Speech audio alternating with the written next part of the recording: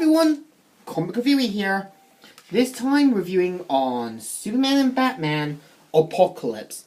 Now, Superman and Batman Apocalypse is basically the second and final installment in the Superman and Batman films. Now, the whole storyline is borrowed from the Supergirl comic, where Supergirl returns and all that. Now, it was changed to Apocalypse due to the fact that the creators were afraid that it might suffer low sales, like the Wonder Woman film. Now, the premise of the film literally picks up after the events of Public Enemies, where Superman discovers Supergirl, and we're introduced with Superman taking on the role of being the older cousin now, and even trying to be there for her. And Batman actually has some justifiable reasons for not trusting Kara. Because when you think about it, with Clark, he has the powers of a god and is actually quite powerful. And yeah, it's understandable to not trust Kara, given the fact that there are literally like two superpowered Kryptonians.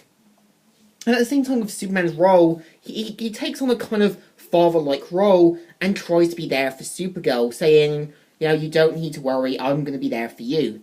And yeah, this is actually what I can relate to, given that when I went back to living with my dad, you know, given the fact that when I was at college, he would always be worried about me and all that.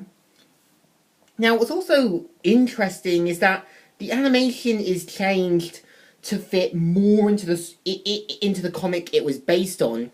When you look at Superman and Batman Public Enemies, the artwork was more of a kind of cartoonish sort of style. The artwork here looks like the comic brought to life and done well. Now, I do admit I actually would have also liked to have seen, you know, when Superman and Supergirl were speaking in Kryptonian, to have subtitles, because it would make more sense to know what they were talking about and what they were saying. Because the problem is, not having subtitles is, we don't know what the characters are saying, and we're left thinking, what the hell are they saying? Now, what's interesting is that, with Darkseid, his goal is to basically capture Supergirl and make him a part of his little army.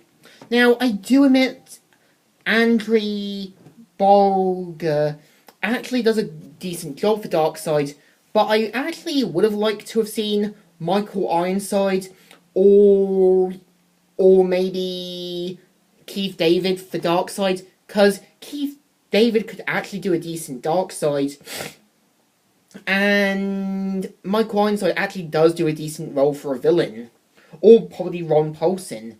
Now, we also are introduced to Wonder Woman in this, who is voiced by Susan Eisenberg, the same actress who played Wonder Woman in all the other DC stuff. I would say Wonder Woman's role in this is basically to make Kara see that she can't just, you know, be out and about with her powers.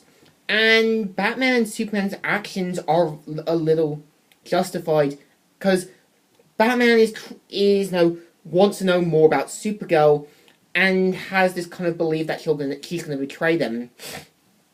And Wonder Woman just wants Kara to be more safe and takes on a kind of mother-like role. Now, I do admit the voice cast do a decent job, and I do admit it's a shame that there weren't any more Superman and Batman films. Now, I guess this could mean that DC just wanted to focus on other stuff, but I actually would have liked to have seen a Supergirl spin-off and see Kara in her own right. So, in my opinion, Superman and Batman Apocalypse actually does a decent job. It does change certain scenes, where we have Nightwing, all the other DC heroes, seeing Supergirl near the end, which is changed to the Amazons, Batman, Superman and Wonder Woman. Another scene is where Supergirl sacrifices herself to stop Darkseid, which is changed, of course. But I do admit the voice cast do a decent job, And it's like I've said in some of my reviews, some things will be changed depending on what version there is. So in my opinion, Superman and Batman Apocalypse deserves a thumbs up.